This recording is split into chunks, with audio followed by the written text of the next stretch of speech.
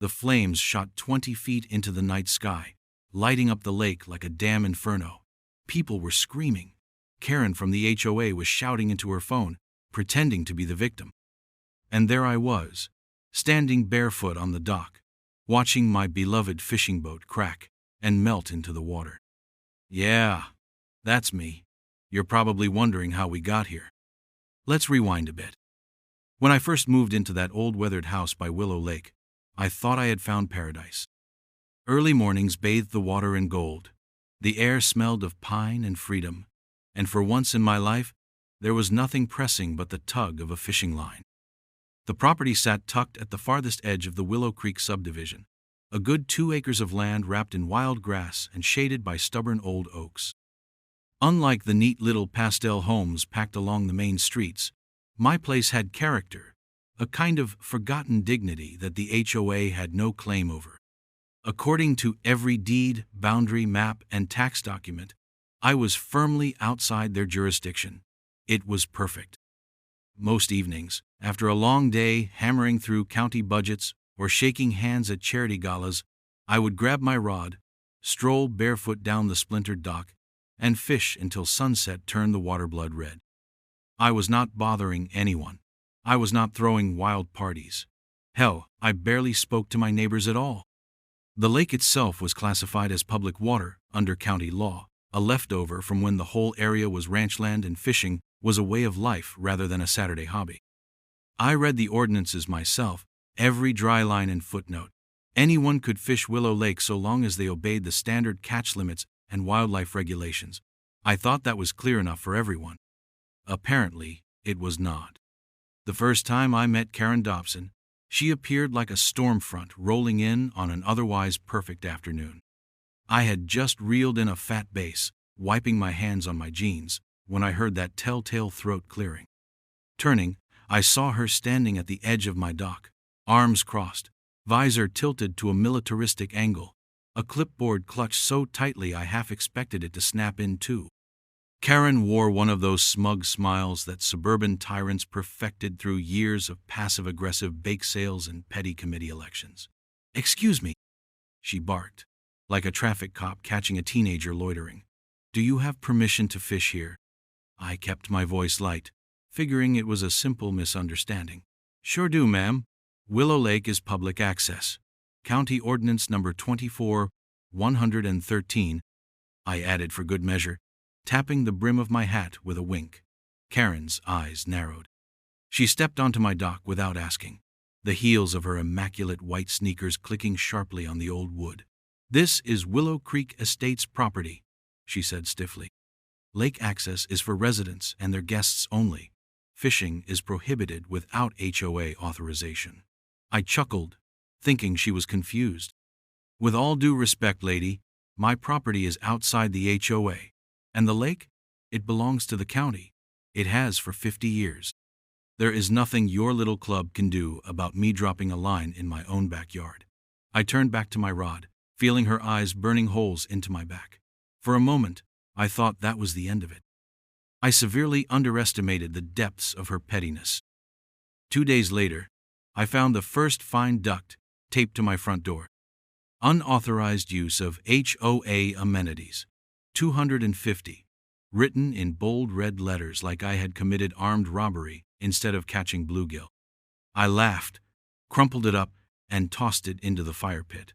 A mistake, in hindsight, but a satisfying one at the time. Over the next week, the notices multiplied like cockroaches. Fishing without permit, unauthorized dock maintenance, improper boat storage, each piece of paper more absurd than the last. I knew they had no legal teeth. My attorney confirmed it after a short call. The HOA's reach stopped at the last fence line before my driveway. Their rules, their fines, their self-important declarations meant about as much to me as a mosquito's opinion.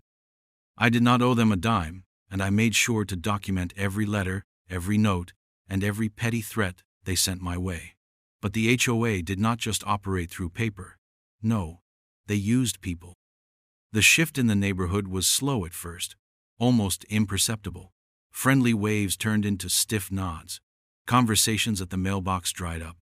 Invitations to barbecues and neighborhood events, never extended to me in the first place, became pointed absences. Some folks, the old-timers who still remembered when the lake was a place for bonfires and beer, stayed polite enough. But the newer residents, the ones who thought Willow Creek Estates was some gated utopia, took Karen's side without question. One afternoon, while launching my small aluminum boat, I caught Mrs. Berryden's Henderson across the street filming me with her phone, pretending to water her ferns. Another morning, I found someone had sprayed "Lake Rules Residents Only" in chalk across my driveway. I hosed it off with a smile. They wanted to push me. They wanted me to lose my temper and give them ammunition. I was not about to give them the satisfaction. Instead, I played the long game. Every encounter went into a leather-bound logbook I kept by the front door. I recorded dates, times, descriptions, and photos. When Karen sent another fake violation notice, claiming my boat trailer was improperly parked, I took timestamp pictures, proving it was well within legal guidelines. When her lackeys tried to block the public boat ramp with orange cones, I called the sheriff and had them removed.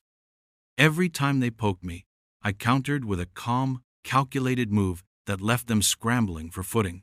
I could see the frustration building behind their manicured smiles. They were used to steamrolling the meek, the ones who valued peace and conformity over principle.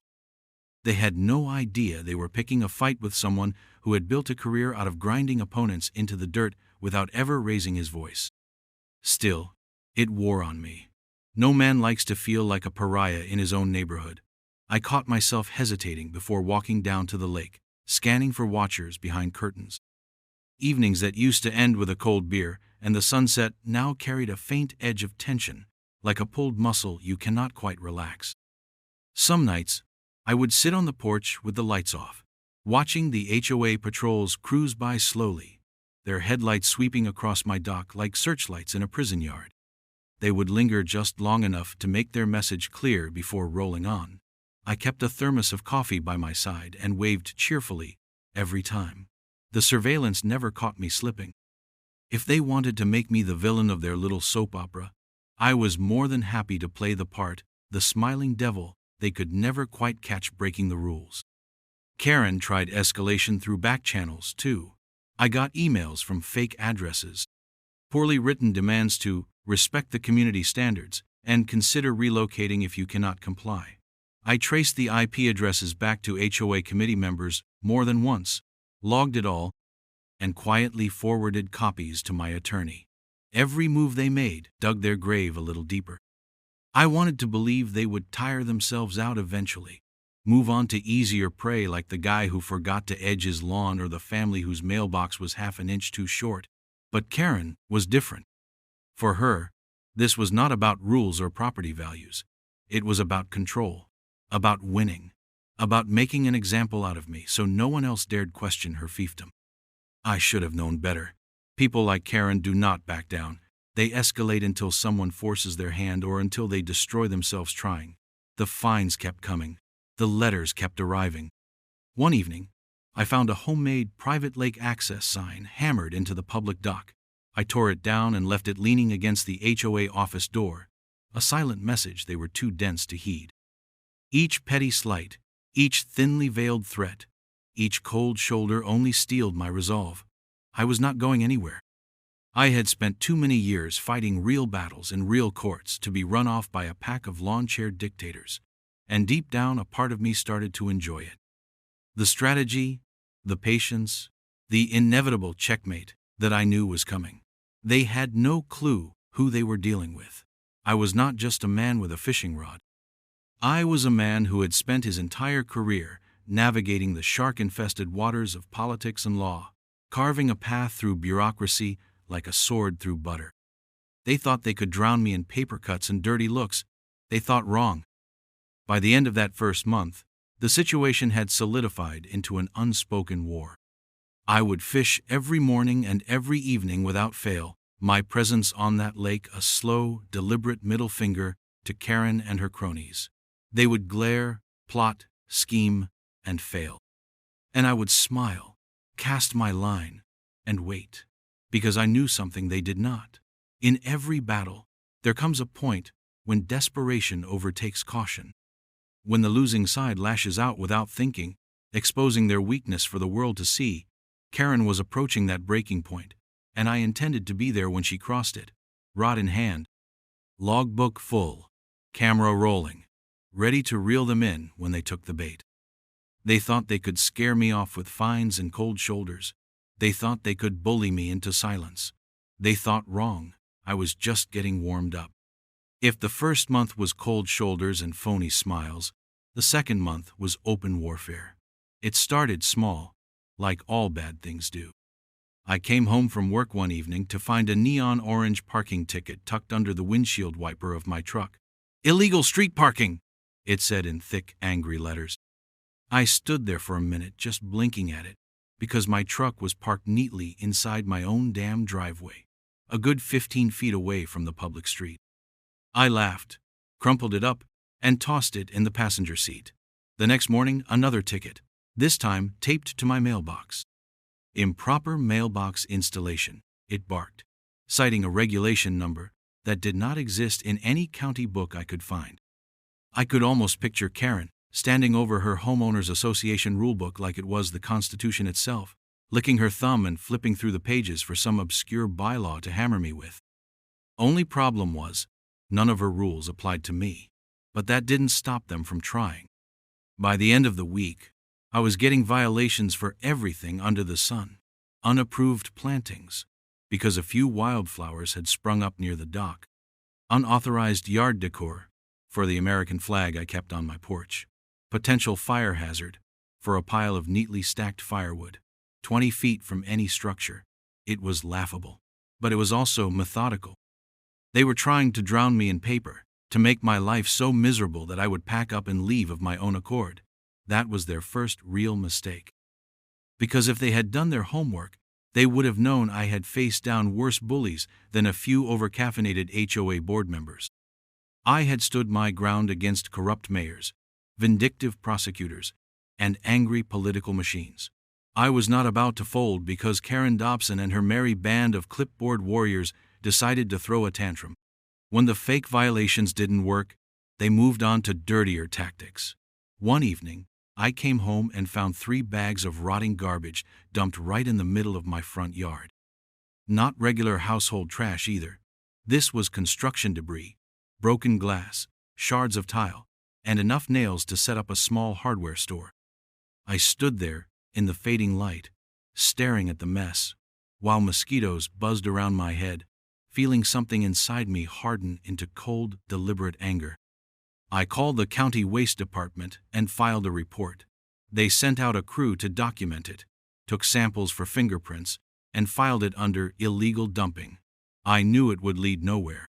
But that wasn't the point. I was laying bricks for the foundation of a case, one slow, meticulous report at a time.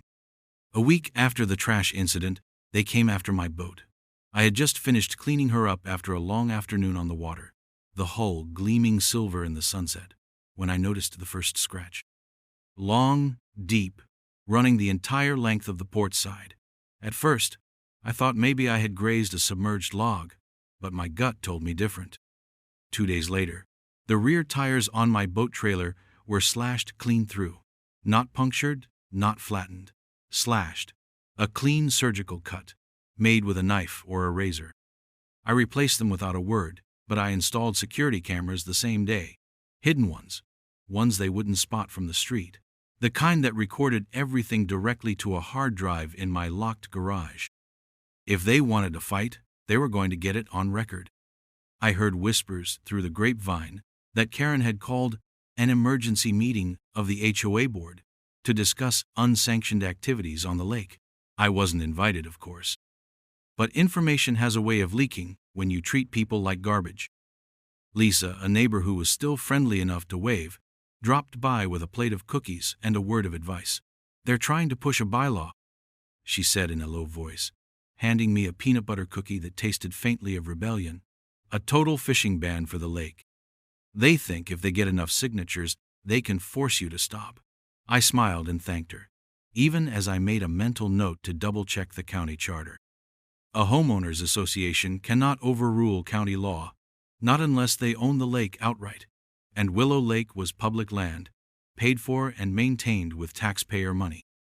I filed that little nugget away for later, another bullet in the magazine. But Karen wasn't content with political maneuvers. No, she wanted to break me faster. That's when they went after my gear. One morning, as I was setting out at dawn, I discovered that someone had tampered with my fishing rods. The lines were cut and retied with tiny, almost invisible knots designed to snap under tension. The kind of sabotage that could send a man overboard if he hooked into something heavy. My tackle box had been ransacked too, expensive lures and hand-tied flies missing or destroyed. It was the first time I felt a real flicker of fear, the kind that burns low and slow in your gut. They weren't just trying to inconvenience me anymore. They were trying to hurt me. I tightened the security even further. More cameras, motion sensors, floodlights rigged to silent alarms, and then I waited. 2 nights later, the trap sprung. I was sitting in the darkened living room, nursing a cup of coffee and watching the feed from my cameras, when movement flickered across the screen. A shadowy figure crept along the side of my garage, hunched low, a flashlight bobbing in one hand. They moved toward my boat, glancing nervously over their shoulder. I watched, heart hammering, as they pulled a set of wire cutters from their pocket and started working on the trailer lock. I did not call the police. Not yet. Instead, I grabbed my phone, snapped a few high-res photos off the screen, and leaned back to watch the show. The intruder fumbled for a good 5 minutes, clearly inexperienced, before finally giving up and slinking away into the night. When I zoomed in on the photos later, the face was unmistakable. Ted Carmichael, HOA board secretary, Karen's lapdog, and the same man who once fined an elderly widow for hanging a wind chime 3 inches too low. I smiled grimly and saved the images to a secure folder. Evidence. Hard, undeniable evidence. They thought they were so clever, sneaking around under cover of darkness. They had no idea I was documenting every move like a prosecutor building a case. The threats escalated after that. Anonymous letters started showing up in my mailbox.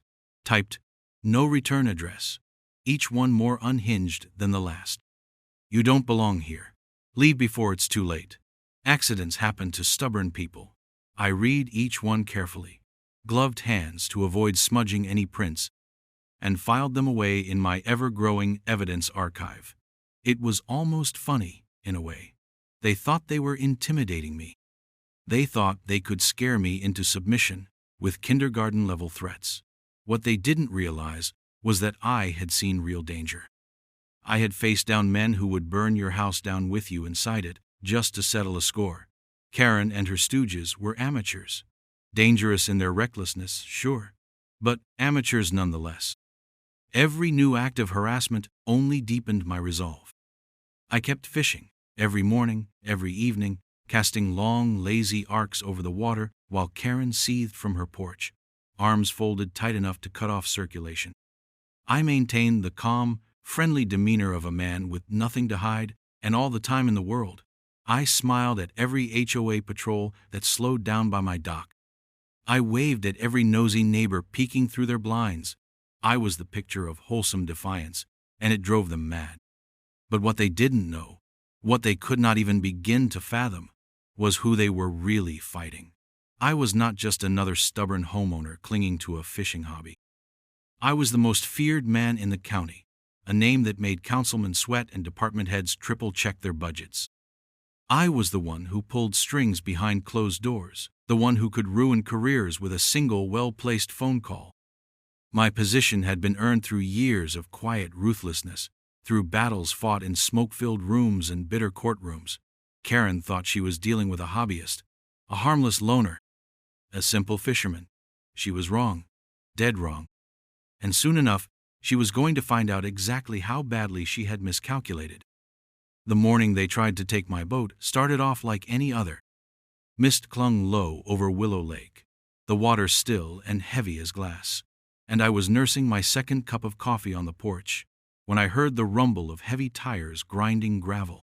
I looked up to see a battered white tow truck bumping down the road, a magnetic sign slapped on the door that read, "Lakeview Recovery Services," I had never heard of them, and I knew every business that operated within 50 miles. My instincts prickled. I set my coffee down and watched as the truck rolled to a stop directly in front of my property. Two men jumped out. One tall and skinny with a ball cap, pulled low over his eyes. The other built like a refrigerator, and chewing something that might have been gum, or might have been tobacco. Without so much as a glance in my direction, they made a beeline for my boat. I stepped off the porch, voice steady. "Can I help you, gentlemen?" The tall one flashed a greasy smile. "HOA requested a tow. Unauthorized watercraft removal." He said it like it was the most natural thing in the world. I laughed, loud and genuine.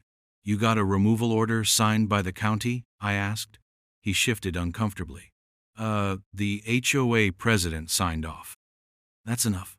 I shook my head slowly. "No, son, it ain't. This boat is on private property, outside HOA jurisdiction. You so much as touch it without a county writ, you're committing grand theft." I pulled out my phone, already recording. "Now, I suggest you leave before you find yourselves on the evening news." The refrigerator-shaped one muttered something under his breath, but they got back in the truck and peeled out, tires kicking up dust. I sent the video to my lawyer immediately. Documentation, always.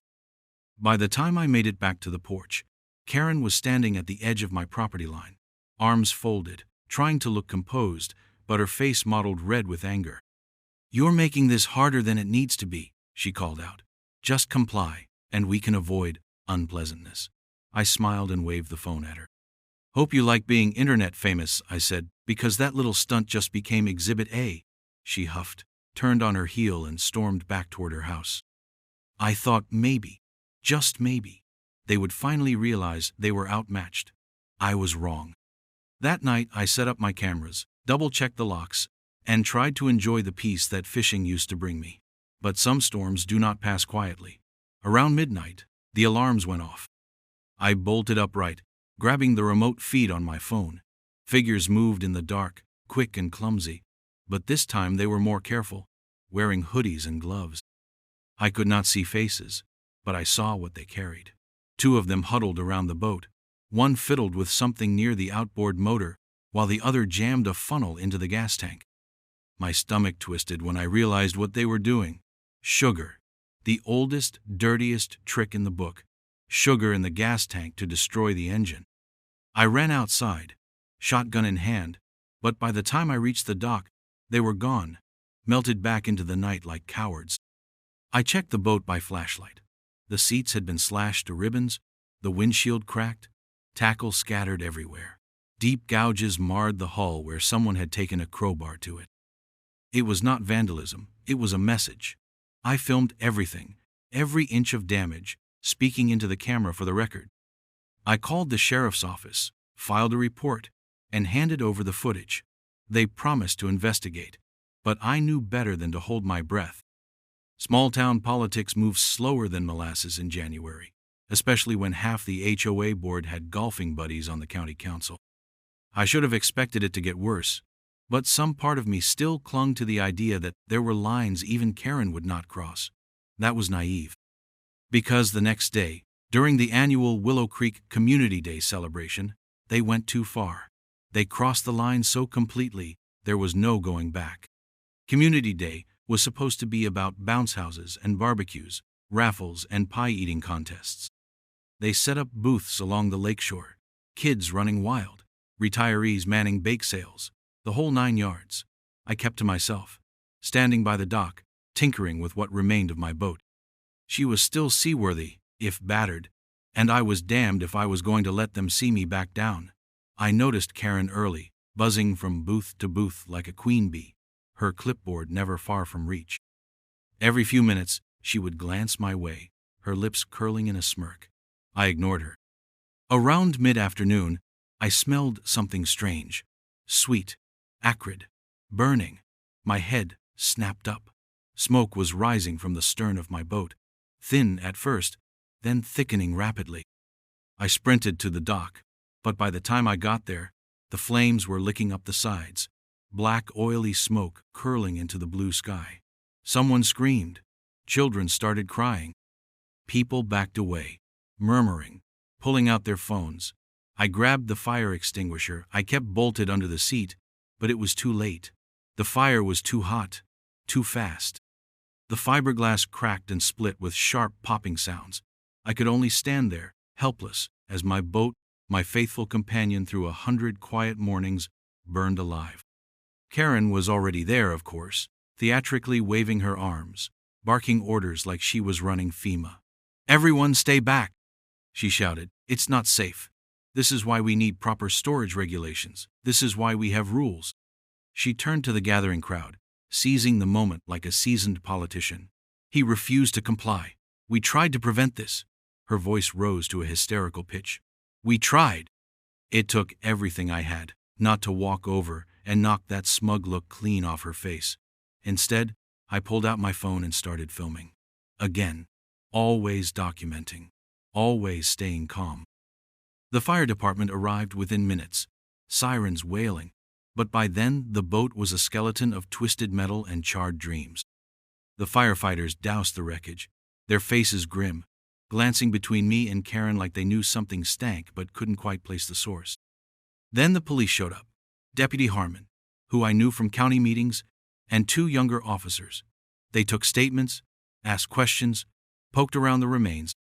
Karen cornered them immediately, shoving a fat manila envelope into the deputy's hands. "We have documentation," she said loudly, making sure everyone within 20 feet could hear. "Repeated warnings, safety violations, unauthorized storage. He's been a threat to the community for months."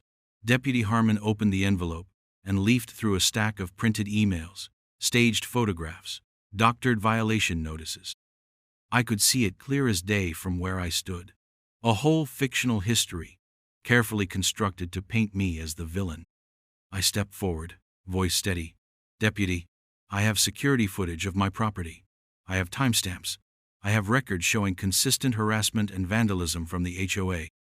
You might want to take a look before you start writing reports." Harmon looked torn. He knew me, knew my position, knew I was not the kind of man to cry wolf. But pressure is a funny thing. Karen had staged her scene well, complete with frightened witnesses and fake paperwork. In the end, they did what they always do in situations like that. They filed a preliminary report, open investigation, no arrests, no accusations. Just a polite recommendation that I remove any remaining unsafe structures until the matter could be resolved. Karen smiled sweetly behind her hand, whispering with the other board members as they huddled together, already plotting their next move. I stood by the smoldering remains of my boat, the sickly sweet smell of burnt fiberglass thick in the air, and felt something shift deep inside me. This was no longer about fishing, no longer about property lines or lake access. This was about power, about principle, about the fact that if you let people like Karen win, they never stop. They just find a new target, a new victim. They thought they had beaten me, thought they could frame me, humiliate me, run me out of town with their lies and their fire and their dirty tricks. But they forgot one crucial thing. You do not poke a sleeping bear and expect him to roll over. You poke a sleeping bear and eventually he wakes up hungry. I turned my back on the ruins, walked up the hill to my porch, and sat down with my coffee, calm, patient, waiting, because the real fight had not even begun yet. And when it did, they would learn, the hard way, just who they had been messing with all along. The morning after the fire, while the smell of scorched fiberglass still lingered in the air, I made a decision. No more patience, no more measured responses. No more giving Karen and her cronies the benefit of the doubt. They had declared war, and they had no idea the kind of enemy they had provoked. Up until that point, I had played the role they expected, a stubborn old fisherman, maybe a little sharp around the edges, but otherwise harmless. They thought they were dealing with a man who could be bullied, harassed, and humiliated into submission. They were wrong. It was time they learned the truth. I was not just some nobody with a boat and a grudge. I was the sitting governor of the entire county, a man whose handshake could build towns and whose phone calls could bury careers. I had built my reputation over decades of political knife fights, and there was not a city council, board of supervisors, or planning commission in 3 neighboring counties that did not jump when I said jump. Karen and her little band of suburban warlords had not picked a fight with a fisherman. They had picked a fight with a man who could weaponize the entire machinery of local government without ever raising his voice. I spent that first day setting things in motion, quietly, carefully, the same way you set up a chessboard before a kill. First, I made a few calls to the county building and safety department. Asked them, very politely, to pull the permits for the Willow Creek HOA clubhouse and community facilities. Just a routine inspection, I said. No hurry. Then I called the county assessor's office and requested a review of property tax records for the HOA, citing irregularities in assessment procedures. Again, just a routine matter. After lunch, I placed a call to the county's Special Investigations Division, tipping them off to potential financial misconduct involving HOA dues and shell companies. I did not even have to provide hard evidence. My word was enough to move mountains. By dinner time, 3 separate agencies had active files opened on Willow Creek estates, and subpoenas were being drafted. The next move was surgical. I made a quiet visit to Sheriff Colton's office. Colton was an old friend, a hunting buddy from back before either of us wore suits to work. I laid out the situation for him, showed him the videos, the fake violations, the threats, the sabotage. His jaw tightened with each new piece of evidence. By the time I finished, he leaned back in his chair, arms crossed, and said, "You want this done loud or quiet?" I smiled. "Loud," I said. "Very loud." The timing could not have been better. The HOA had scheduled an emergency board meeting to address recent safety concerns. Their words, not mine. I had Sheriff Colton schedule the service of subpoenas for that exact meeting, making sure every board member would be present. I spent the rest of the day finalizing my own preparations, gathering documentation, copying videos onto secure drives, lining up witnesses who had quietly endured their own harassment but never had the courage to speak until now. It was all coming together beautifully. The night of the meeting, the community center was packed. Word had spread like wildfire after the boat burning, and residents wanted answers. I sat near the back, dressed down in jeans and a flannel shirt, blending in with the restless crowd. Karen took the stage, clipboard in hand, her expression the picture of strained authority. "We understand that recent events have caused concern," she began, her voice tight. "We are here to reassure you that the board is taking decisive action to ensure the safety and security of our community." I almost laughed out loud. She did not get 2 sentences further before the doors swung open with a bang. Sheriff Colton stepped in, flanked by 6 deputies. In front of everyone, he announced the service of subpoenas for financial records, property tax documents, and incident reports relating to multiple allegations of fraud, harassment, and destruction of property. He read every board member's name aloud, savoring the weight of each one. Karen's face went pale, then red, then white again, cycling through emotions faster than a cheap mood ring. Ted Carmichael visibly sagged in his seat. The treasurer, a twitchy little man named Glenn, bolted for the door and was immediately intercepted by a deputy. Gasps and murmurs filled the room as copies of the subpoenas were handed out like party favors. Residents craned their necks to see, whispering among themselves. I sat quietly, arms folded, watching the tide turn. Karen tried to regain control, stammering something about mistaken identity and coincidences, but the room had already shifted. Once the image of invulnerability cracks, it shatters fast. Questions started flying from the crowd. Why were dues increasing every year, but community amenities falling apart? Why were certain properties getting away with violations, while others were fined into oblivion? Why had so many fines mysteriously disappeared from the books after being challenged? Over the next few weeks, the investigations peeled back the rot layer by layer. Turns out, Karen and her loyalists had been skimming funds for years. They funneled HOA money into shell landscaping companies, fake maintenance contracts, and bogus consulting fees. Property taxes on the clubhouse had been fraudulently lowered through a backdoor deal with a corrupt assessor. Board members were issuing fines selectively, punishing enemies and rewarding friends. Harassment was a tactic, not an accident. My case was just the most visible example. Lawsuits started piling up like firewood before a storm. Class action suits, personal injury claims, fraud investigations. Karen and the others were personally named in multiple complaints. Their assets were frozen pending trial. Their reputations, what little they had, were obliterated overnight. The final blow came from within. Facing mounting legal fees, an empty treasury, and total collapse of community support, the HOA was dissolved by a supermajority vote. 78% of homeowners signed the petition. Karen and her loyalists were permanently banned from holding any HOA positions anywhere in the county. Public opinion did a full 180. The same neighbors who once filmed me from behind hedges now crossed the street to shake my hand, dropping off pies, homemade casseroles, and whispered apologies. It was satisfying, sure. But I was not done yet. Not by a long shot. Karen had over-leveraged herself trying to cover legal costs. She put her house up as collateral for a personal loan, betting she could settle fast and quietly. She lost that bet. When the house went into foreclosure, I made sure to be the highest bidder at auction, bought the place for pennies on the dollar. I never even moved in. Instead, I filed the permits to demolish it and build a public fishing dock right where her living room used to be. A big, beautiful dock, open to everyone. No HOA approval needed. No silly rules about where you could cast a line or tie a boat. Just freedom, pure and simple. The grand opening was glorious.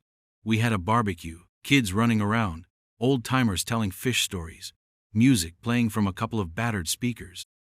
I made a short speech about community, resilience, and the importance of standing up to bullies, no matter how well-dressed they are. Karen was nowhere to be seen. Last I heard, she moved 3 counties away, trying to rebuild her life under a different name. Ted Carmichael fled the state altogether. Glenn, the treasurer, cut a plea deal and spent a few months in county jail.